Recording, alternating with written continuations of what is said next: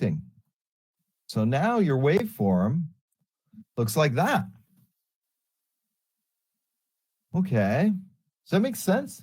Now, let's do this one more time and take a look and see what happens if I continue to reduce my gate current here. So I'll use purple here. The right color, okay. So let's say I reduce my gate current to about here. I reduce it to 90 degrees. Let's go just above 90. Let's go, just above my threshold. Let's just go above my threshold, somewhere around there. So it's still firing. However, it must mean that it's not turning on till there. We've delayed that positive AC pulse. We've delayed it to this point here, which of course would mean going back to doing it one more time, that this doesn't conduct until it gets to the 90-degree point. And again, in which case,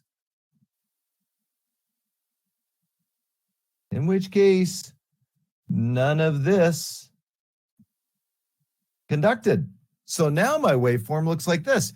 So notice that I haven't decreased the amplitude of the wave. It has stayed the same height.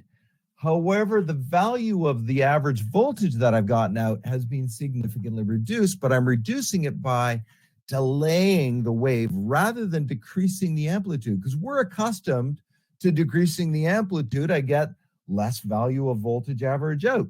But this way, we're not going to do that. We're going to delay the wave, but we get the same effect. SCRs are typically how we do variable frequency control for motors. Now, what's interesting here is that if we do this one more time, and I'll use blue. So now I'm increasing my resistance on my SCR, and I've increased it, but I don't cross over that threshold. What do you think your waveform is going to look like? Well, if you don't increase that threshold, your waveform is going to look like that. In other words, you're not going to have a waveform. It's not going to output. So when we're looking at this, we have to say, okay, there is a minimum value of gate current. If that gate current is not met, then my SCR is going to be off. It's going to act like an open switch, and it's not going to output. And that's what we're going to do